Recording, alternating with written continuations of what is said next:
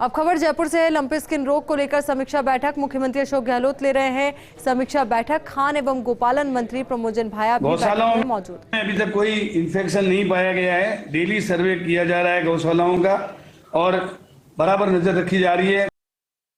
अलवर में जो है 2 डेथ होने के बाद में पूरा कंट्रोल है और मेडिसिन की जैसे मैंने आपको बताया वैक्सीनेशन 20,000 की आवश्यकता है, वो भिजवा दें तो अच्छा है। बीकानेर में भी वैक्सीनेशन और दवाइयों की व्यवस्थाओं में थोड़ा और इजाफा करने की आवश्यकता है। सर मैं इसमें ऐड करना चाहूँगा दवाइयों के बारे में। अभी दवाइयाँ सर पर्याप्त मात्रा में है और आज ही हमें 7 लाख की दवाइयाँ भामाशाहों के माध्यम से मिली है सर। तो हाल फिलहाल दवाइयों को लेकर अभी वर्तमान में कोई इशू नहीं है सर।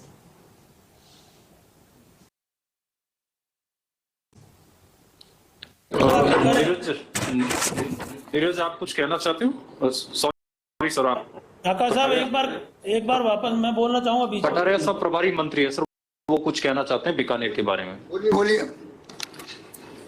एक बार कलेक्टर साहब को ये वापस उस पर ले लें।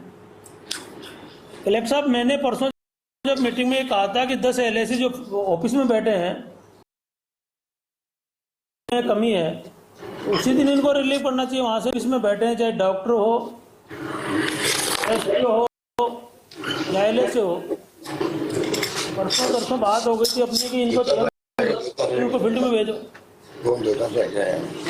सर जो एडिशनल डायरेक्टर हैं संभागीय वहाँ पर उसी समय इम्पोर्टेंस दे रहे हैं सर। वो अभी सर रिपोर्ट उन्होंने किया नहीं सर, वो कल रिपोर्ट कर देंगे सर। तो जो नहीं किया तो कार्रवाई करो उस पर, अधिकारी पे। जब मीटिंग में ये पता हो गया था कि 10 LAC जो ऑफिस के अंदर बैठे हैं वो फील्ड में जाएंगे, ये तो तुरंत उसी टाइम हो जाना चाहिए था सर। 10 LAC ऑफिस में बैठे हैं, अपने पास आदमी टीम की कमी है, वो तो तुरंत रवाना करना चाहिए उनको। वो क्या कर रहे हैं ऑफिस में बैठे बैठे?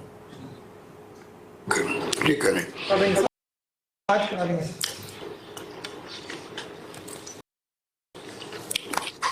डिविजनल कमिश्नर बीकानेर कुछ कहना चाह रहे हैं?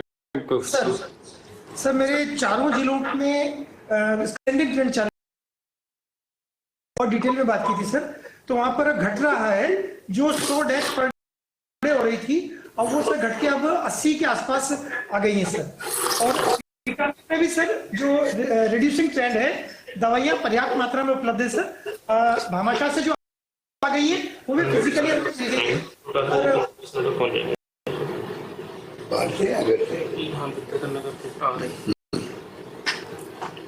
और उसके अलावा सर हमने खुद के जो टेंडर कर लिए थे उनसे भी दवाइयां मिल गई हैं। तो पर्याप्त स्थिति अभी थोड़ी ठीक हो रही है सर। चारों जिलों में स्थिति ठीक होने के स्तर पर।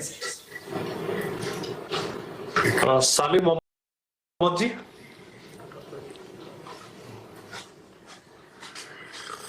मंत्री जी सालिम मोहम्मद जी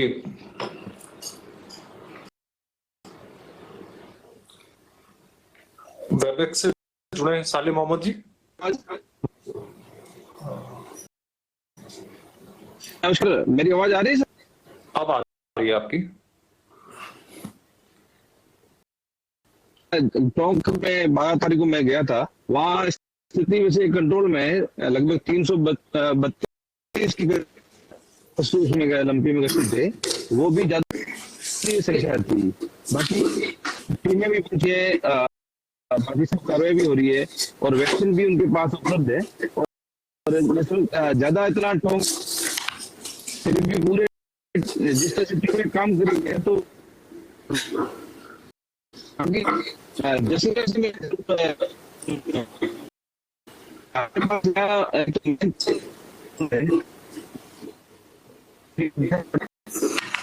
जैसे कंट्रोल होना होगा इसमें थोड़ा मैन पावर। मेरी आवाज पता है सर? जी आवाज आ रही है सर? अब आ रही है सर, अब ठीक आ रही है सर। बाकी सर टॉक में मेरा कहना है कि वहां तो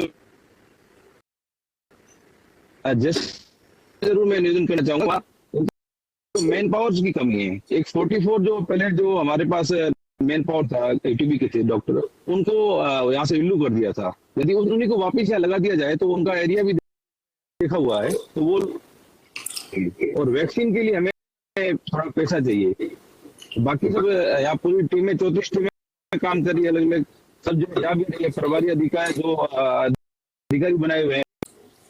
तो जैसलमेर में आपका कहना सर, जैसलमेर में 44 डॉक्टर पहले लगे हुए थे यूटीबी पे, उनको अगर वापस लगा लें, वो भौगोलिक सत्र से परिचित है, तो समस्या को जल्दी नियंत्रण में कर सकेंगे। किशन, इसको आप कलेक्टर साहब से और कलेक्टर जैसलमेर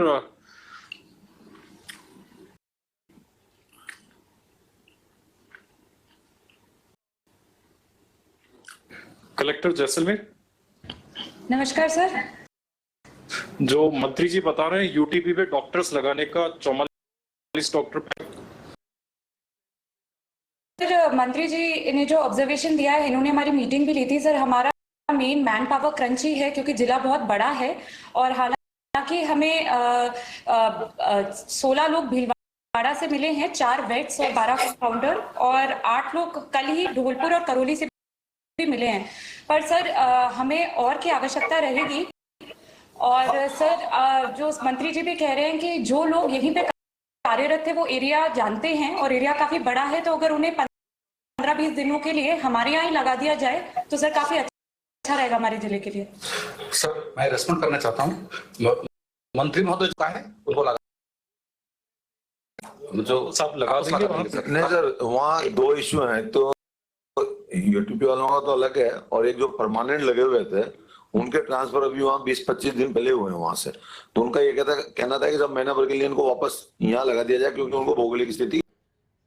अब इसी समीक्षा बैठक को लेकर ज्यादा जानकारी के साथ हमारे सहयोगी नरेश हमारे साथ जुड़ चुके हैं। नरेश, देखिए लगातार मंत्रणा का दौर जारी है, मंथन का दौर जारी है और उम्मीद यही की जा रही है कि यहाँ से एक हल निकलेगा ताकि हम इस दुविधा से पार हो पाएंगे और गोवंशों की जिंदगियों को बचा पाएंगे।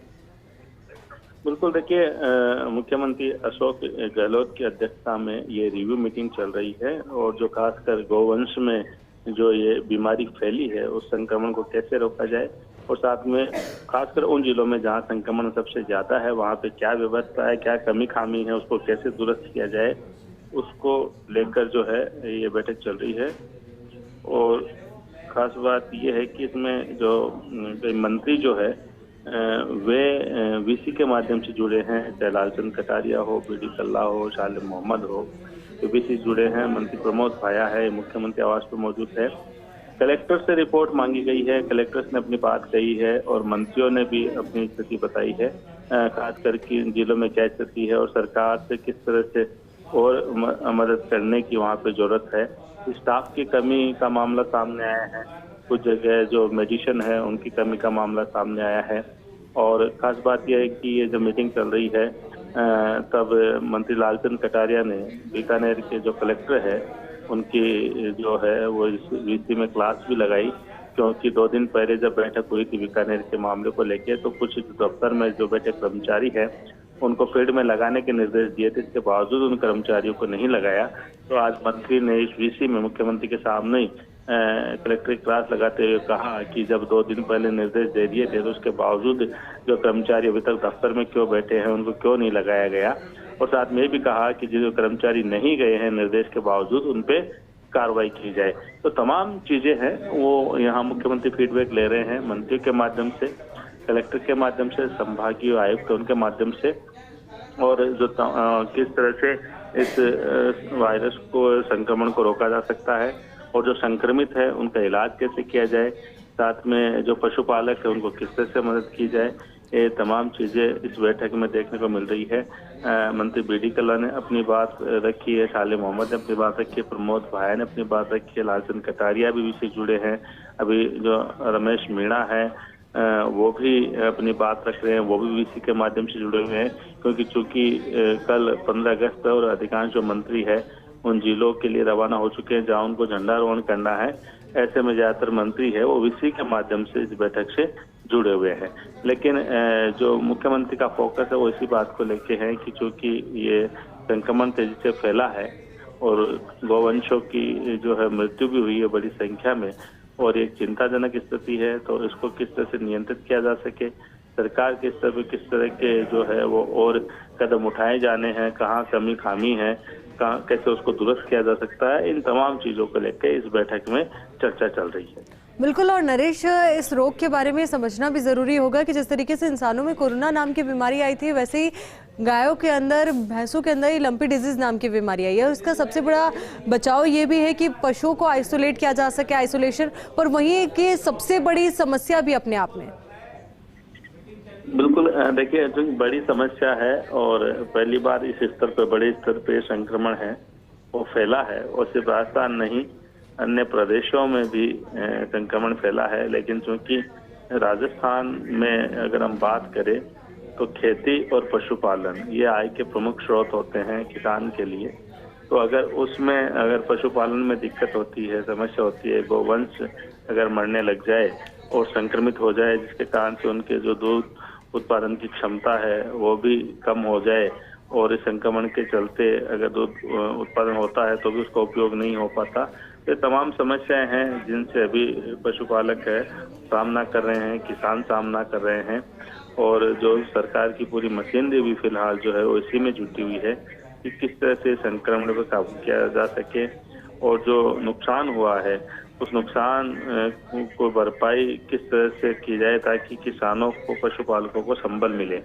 और चूंकि ये दूसरी बैठक है, इससे पहले मुख्यमंत्री जब दिल्ली दौरे पे थे तब भी उन्होंने वहां से वीसी के माध्यम से बैठक ली थी, क्योंकि तब संक्रमण की दर काफी ज्यादा थी। प्रदेश में कई गोवंश जो पशु है उनकी मृत्यु हुई थी।